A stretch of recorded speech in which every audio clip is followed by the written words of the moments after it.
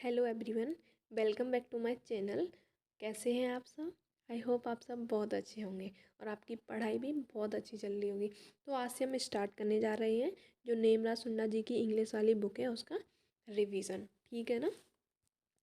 तो मैंने ना सेकंड वाली यूनिट से स्टार्ट किया है क्योंकि फर्स्ट वाली में ना इवोल्यूशन है, हिस्ट्री है और इस्टेब्लिशमेंट ईयर, फुल फॉर्म्स, ये सारी चीज़ें दे रखी थी। तो मैंने वो वाली चीज़ें थोड़ा स्किप कर दी हैं और यहाँ से स्टार्ट करवाया है। ठीक है, हालांकि हम फर्स्ट यूनिट भी कंप्लीट कर लेंगे, लेकिन पहले हम ये थ्योरी वाला है ना, ये क्लियर कर लेते हैं, उसके बाद फर्स्ट वाली यूनिट कर लेंगे। ठीक है, तो देखो, जो टर्म है एग्रीकल्चर, दो लैटिन लैंग्वेज से मिलके बना है।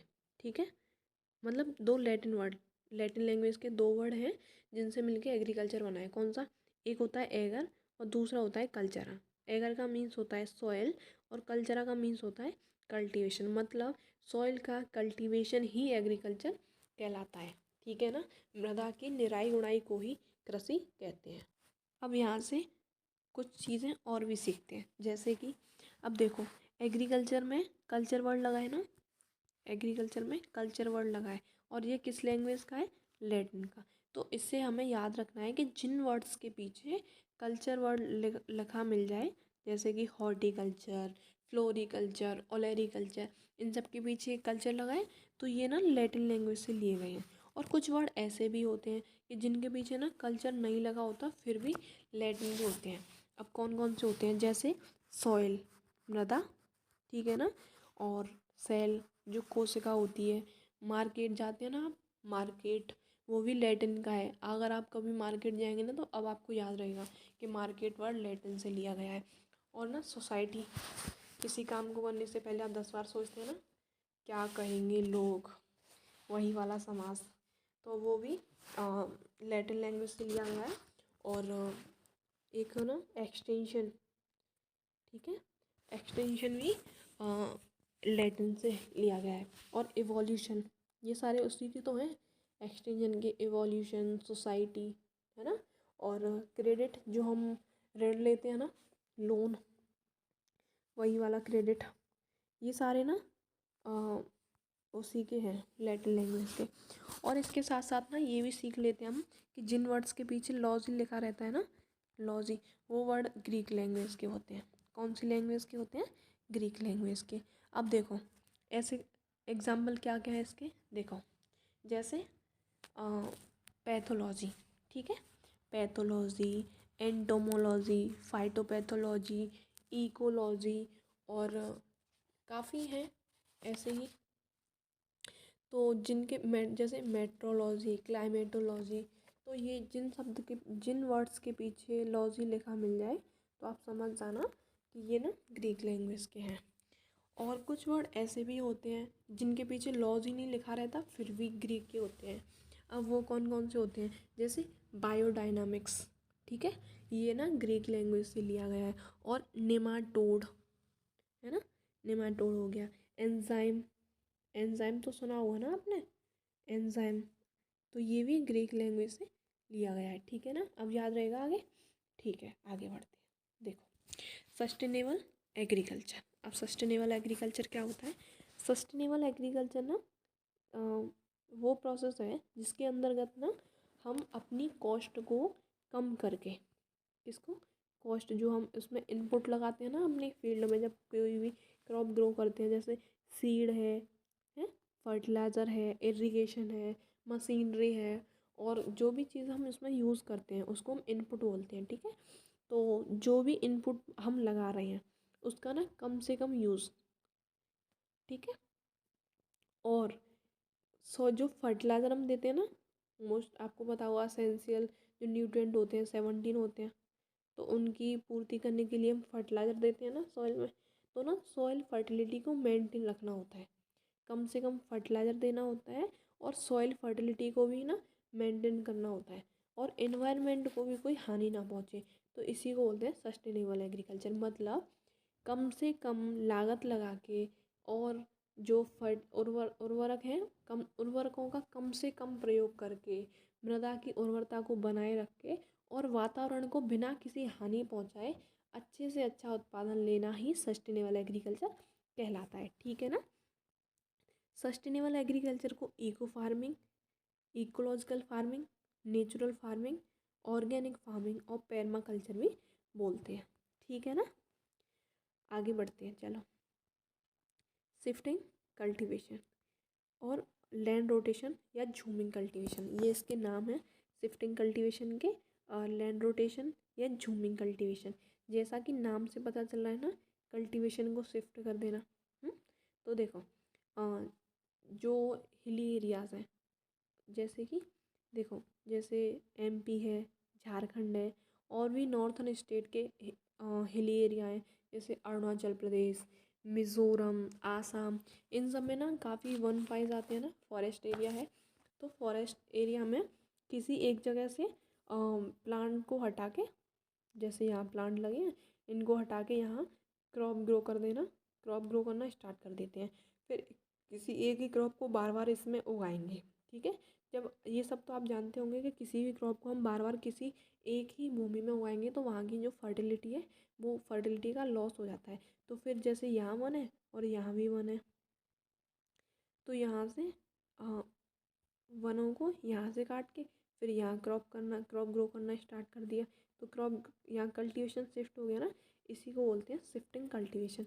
मतलब जो वनों को काट के वहाँ किसी एक ही भूमि पर किसी एक ही क्रॉप को ईयर बाय ईयर उगाना, और जब वहाँ की उर्वरता ख़त्म हो जाए, मतलब उर्वरता ख़त्म होने के बाद किसी दूसरे स्थान पर जहाँ हमने फिर से वनों को काट के और वहाँ जला के वहाँ जगह खाली किए, वहाँ कल्टीवेशन करना ही शिफ्टिंग कल्टीवेशन कहलाता है। ठीक है, आगे बढ़ते हैं। देखो, रिस्पॉन्स फार्मिंग, रिस्पॉन्स फार्मिंग में याद रखना है कि ये स्टेवॉर्ड ने 1988 में दिया था, जो रिस्पॉन्स फार्मिंग है।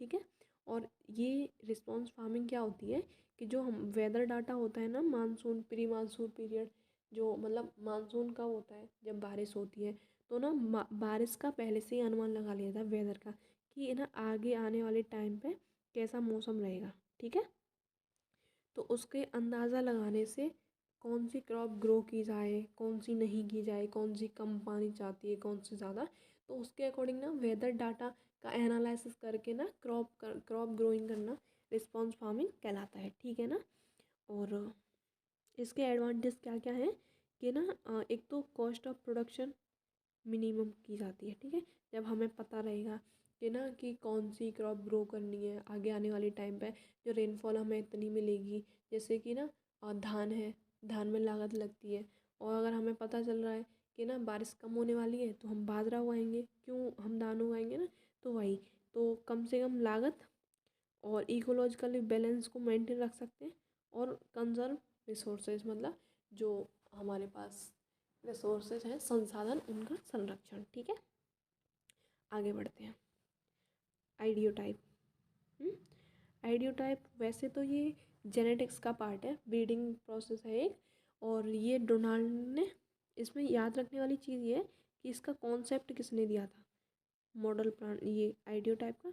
तो ये आपको याद रखना है कि जो आइडियोटाइप का कॉन्सेप्ट है वो डोनाल्ड ने 1968 में वीट क्रॉप के लिए दिया था। इसमें क्या होता है कि ना, किसी, जैसे हम एज्यूम करते हैं कि हमें किसी भी प्लांट से, किसी भी क्रॉप से हमें 30 क्विंटल ईल्ड चाहिए, तो मॉर्फोलॉजिकल और जो उसके फिजियोलॉजिकल ट्रेट्स होते हैं, उनमें कुछ चेंजेस लाने होते हैं अपनी ईल्ड को इन्हेंस करने के लिए। ठीक है, किसी भी इंडिविजुअल ट्रेट को इन्फ्लुएंस किया जाता है, जैसे कि डोनाल्ड जी ने किया था वीट में, कि मतलब प्लांट है ना, उसकी जो वेजिटेटिव ग्रोथ है वो काफ़ी होती थी, जिसकी वजह से ना लॉसिंग हो जाती थी वीट में। तो उन्होंने क्या किया ना, एक तो अर्ली मैच्योरिटी कर दिया प्लांट को, उसमें ट्रेड्स को इन्फ्लुएंस करके अर्ली मैच्योरिटी, और इसकी ना स्टेम को शॉर्ट कर दिया, जिसकी वजह से ना लॉजिंग कम होने लगी, और ओनली फेरिया को बढ़ा दिया, जिससे ना फोटोसिंथेसिस रेट ज़्यादा हो। तो इसी को बोलते हैं इडियोटाइप, ये ना एक ब्रीडिंग की प्रोसेस है। ठीक है, आगे बढ़ते हैं। देखो, यहाँ दे भी रखा है ना, Idiotype is the model plant which may be defined as a biological model which is expected to perform or behave in a predictable manner within a defined environment। किसी भी जो environment में ना predictable manners में जो ना हमें जितना expect करते हैं उतना perform करें। ठीक है, टेराफॉर्मिंग ये इतना इम्पोर्टेंट है नहीं है, इसे आप छोड़ दें। हाइड्रोपोनिक्स, देखो सॉइललेस कंडीशन में प्लांट्स को ग्रो करना ही हाइड्रोपोनिक्स कहलाता है। इसमें सॉइल की नीड नहीं होती है और जो प्लांट होते हैं ना वो वाटर सॉल्यूशन से न्यूट्रिएंट लेके एब्जॉर्ब करके अपनी लाइफ साइकिल कंप्लीट करते हैं। ये मोस्टली फ्लावर और वेजिटेबल क्रॉप्स के लिए यूज़ किया जाता है। रिस्पॉन्स कर्व हॉलिडे ने 1960 में दिया था और इन्होंने ईल्ड और प्लांट पॉपुलेशन के बीच में एक संबंध बताया था, जिसके आधार पर उन्होंने इसको दो भागों में बांटा है। नंबर एक एसिम्प्टोटिक रिस्पॉन्स और सेकंड है पैराबोलिक। तो जो एसिम्प्टोटिक रिस्पॉन्स है उसके अकॉर्डिंग ये ना मोस्टली जहाँ प्लांट की लीफ हमारा इकोनॉमिक पार्ट होता है वहाँ अप्लाई होता है। इसके अकॉर्डिंग जितनी हम प्लांट डेंसिटी इंक्रीज़ करते जाएंगे हमारी उतनी ज़्यादा इंक्रीज़ करती जाएगी। मतलब एक लेवल तक हम जितना प्लांट डेंसिटी बढ़ाएंगे उतनी हमारी ईल्ड भी बढ़ती जाएगी। और इसका ना जस्ट अपोजिट होता है पैराबोलिक रिस्पॉन्स। पैराबोलिक रिस्पॉन्स में एक लेवल पे पहुंचने के बाद आप जितने ज़्यादा प्लांट डेंसिटी को इंक्रीज़ करोगे, जितने ज़्यादा प्लांट पॉपुलेशन बढ़ाओगे, हमारी ईल्ड उतनी ही डिक्रीज़ कर दी जाएगी। ये कहाँ अप्लाई होता है? जो ग्रेन पर्पज़ के लिए क्रॉप्स ग्रो की जाती हैं जैसे सीरियल्स और पल्सेस, ठीक है। और इनपुट और आउटपुट के बीच में एक फंक्शनल रिलेशन होता है जिसके अकॉर्डिंग इन्होंने तीन फॉर्मूले दे रखे थे। एक होता है quadratic response, second linear response, तीसरा है मिचेलिस इक्वेशन। तो मिचेलिस इक्वेशन के बारे में मैं थोड़ा बताऊं तो मिचेलिस इक्वेशन एक साइंटिस्ट हुआ करते थे मिचेलिस।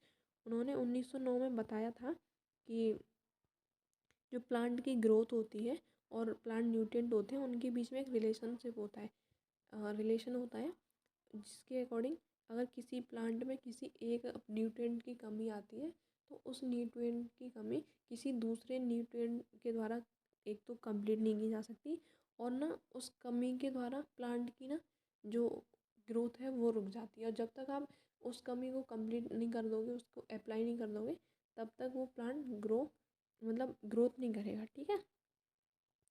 आगे बढ़ते हैं। Zero tillage. ज़ीरो टिलेज में इसमें काफ़ी कन्फ्यूज़न रहती है कि ज़ीरो टिलेज और टिलेज के फादर कौन है। तो देखो मैंने कई जगह देखा तब मेरे को पता चला कि इंडिया में जो ज़ीरो टिलेज के फादर हैं वो गिलवर बी ट्रिपलेट्स हैं। और वर्ल्ड लेवल पे बात करें तो ज़ीरो टिलेज के फादर जैंथ्रोटिला है, ठीक है। और अगर कहीं ओनली टिलेज बोला जाए तो टिलेज के फादर जैंथ्रोटिला है और वीड साइंस के फादर भी जैंथ्रोटिला है। उनकी एक बुक है, एक हॉर्स सोइंग हस्बेंड्री, उन्होंने एक बुक लिखी थी ना, हॉर्स सोइंग हस्बेंड्री उनकी बुक का नाम है, ठीक है। ज़ीरो टिलेज क्या होता है? ज़ीरो टिलेज में ना प्राइमरी जो टिलेज है वो कम्प्लीटली अवॉइड कर दिया जाता है और सेकेंडरी टिलेज को ना सीधा रेस्टिकेट कर दिया जाता है। कहाँ? सीड बेड बनाने के लिए। मतलब देखो कोई भी क्रॉप है, यहाँ जैसे यहाँ एक कोई क्रॉप थी और हार्वेस्ट कर ली गई तो हम इसमें बिना किसी जुताई के कोई जुताई नहीं करेंगे, कुछ भी नहीं करेंगे। इसमें सिर्फ यहाँ जो रो जोन है वहाँ सिर्फ सीड बेड तैयार करने के लिए ही टिलेज ऑपरेशन करेंगे, ठीक है ना। हमें इसके जो आसपास वाला एरिया है वहाँ हम कोई भी टिलेज ऑपरेशन नहीं करेंगे। तो इसी को बोलते हैं ज़ीरो टिलेज, ठीक है। इसमें जो 50 से 100% है ना जो क्रॉप रेजिड्यू अवशेष बच जाते हैं तो 50 to 100% रेजिड्यू यूज़ करते हैं। और इसमें जो वीड हो जाते हैं ना, पेरेनियल वीड पढ़ा हुआ आपने, एनुअल बाय एनुअल और पेरेनियल वीड, तो उन वीड को फिनिश करने के लिए, हटाने के लिए और पैराक्वेट और ग्लाइफोसेट ये केमिकल यूज करते हैं सोइंग से पहले, ठीक है। और उसमें ना टिल प्लांटिंग एडॉप्ट कर लिया जाता है। टिल प्लांटिंग क्या होता है? देखो टिल प्लांटिंग की 4 स्टेप्स होते हैं। पहला, जो क्रॉप की रो है ना जिसमें पहले क्रॉप थी उसको साफ करेंगे। फिर सॉइल सॉइल को ना खोलेंगे सीड डालने के लिए। मतलब जैसे यहाँ सीड डालें तो हम यहाँ ऑपरेशन करेंगे, ठीक है। और फिर उसके बाद सीड डाल देंगे और सीड को कवर कर देंगे। ये 4 स्टेप्स होते हैं टिल प्लांटिंग के, ठीक है। और मिनिमम प्लेस को ऐसे बता सकते हैं किसी भी क्रॉप की अच्छे से जर्मिनेशन के लिए और अच्छा मतलब क्रॉप स्टैंड और फेवरेबल उसकी ग्रोइंग कंडीशन देने के लिए और एक अच्छा सीड बेड तैयार करने के लिए कम से कम टिलेज प्रैक्टिसेस करके अच्छे से अच्छा उत्पादन प्राप्त करना ही मिनिमम टिलेज कहलाता है। ठीक है, ये कब से स्टार्ट हुआ था? यूएसए में स्टार्ट हुआ था, जब जो 1974 में हाई कॉस्ट हो गई थी फ्यूल की। ठीक है, टिलेज ऑपरेशन बस सीड बेड प्रिपरेशन के लिए किया जाता है। जीरो टिलेज में 50 to 100% था सॉइल जो क्रॉप रेजिड्यू, और इसमें 30 to 50%। ठीक है, और ये इसमें भी वीड कंट्रोल हर्बिसाइड द्वारा किया जाता है। ठीक है, ग्लोबल वार्मिंग क्या होती है कि जब सनलाइट आती है अर्थ पे तो कुछ सनलाइट तो एब्जॉर्ब कर ली जाती है अर्थ के द्वारा, और कुछ जो बचती है वो रिफ्लेक्ट होके वापस इन्वायरमेंट में जाती है, और वहाँ ओजोन लेयर के पास जो गैसेस का घेरा बना हुआ है उनसे टकरा के है ना इंफ्रारेड रेडिएशन के रूप में ना इन्वायरमेंट को गर्म करने लगती है। इसी को ग्रीन हाउस गैसेस इफेक्टिव बोलते हैं। ग्रीन हाउस गैसेस कौन सी है? CO2, मीथेन, CFC तो रिलीज होती है ना AC और रेफ्रिजरेटर से, वही। तो इसके सोर्सेज क्या क्या हैं? ये जो कारखाने और फैक्ट्रीज हैं उनसे निकलने वाले धुएं से, और डेवलपिंग कंट्रीज़ में जो डिफॉरेस्टेशन हो रहा है ना, वनों की कटाई से CO2 का लेवल बढ़ता जा रहा है। और पैडी के फील्ड में जब हम राइस क्रॉप ग्रो करते हैं तो उसमें नाइट्रोजन बेस्ड फर्टिलाइजर यूज़ करते हैं, तो उससे नाइट्रोजन ऑक्साइड गैस और मीथेन गैस रिलीज़ होती है। इस सब का क्या फ़र्क पड़ रहा है हमारे एनवायरनमेंट पे और एग्रीकल्चर पे कि ना जितने भी वार्मर रीजन है वहाँ ड्रॉट मतलब सूखा पड़ने लगा है, और जो टेम्परेचर है अर्थ की स्पेस सरफेस का वो बढ़ गया है, और जो समुद्री इलाके हैं वहाँ जो सी लेवल है वो बढ़ता हुआ देखने को मिला है, और जो कोस्टल एरियाज समुद्री तटों इलाकों को ही बोलते हैं, और ना जो ध्रुवीय रीजन है वहाँ पर बर्फ़ घुलती जा रही है। तो सेकंड यूनिट कंप्लीट हो गई, और अभी हम नेक्स्ट कल से थर्ड यूनिट स्टार्ट करेंगे। Thank you.